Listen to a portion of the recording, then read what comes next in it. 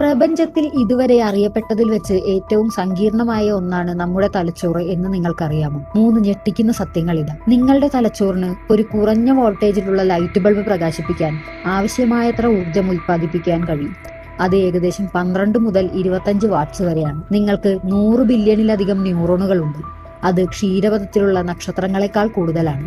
ഓരോന്നും ഒരു കൊച്ചു സൂപ്പർ കമ്പ്യൂട്ടറാണ്.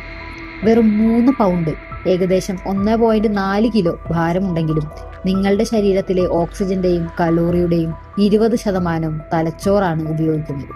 ഇതൊരു കൊച്ചു വിശക്കുന്ന പവർ ഹൗസ് ആണ്. മനുഷ്യ മസ്തിഷ്കത്തിന് ഏകദേശം 2.5 പെന്റാബൈറ്റ്സ് വിവരങ്ങൾ വരെ സംഭരിക്കാൻ കഴിയുമെന്നാണ് ശാസ്ത്രജ്ഞർ കണക്കാക്കുന്നത്. 2.5 പെന്റാബൈറ്റ് ഏകദേശം 3.125 ദശലക്ഷം മണിക്കൂർ സ്റ്റാൻഡേർഡ് ഡെഫിനിഷൻ വീഡിയോയ്ക്ക് തുല്യമാണ്. 1 മണിക്കൂർ SD വീഡിയോയ്ക്ക് 800 MB എന്ന കണക്കിലാണ് ഇത് വരുന്നത്.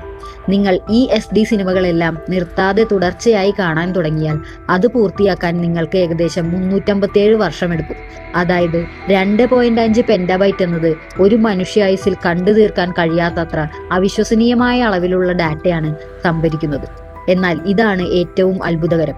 വിവരങ്ങൾ നിങ്ങളുടെ ന്യൂറോണുകളിലൂടെ മണിക്കൂറിൽ 431 കിലോമീറ്റർ വേഗതയിൽ സഞ്ചരിക്കുന്നു. ഈ വേഗതയിലാണ് നിങ്ങൾ വായിക്കുന്നതും പഠിക്കുന്നതും അനുഭവിക്കുന്നതും. ഇതാണ് നിങ്ങളുടെ യഥാർത്ഥ എഞ്ചിൻ.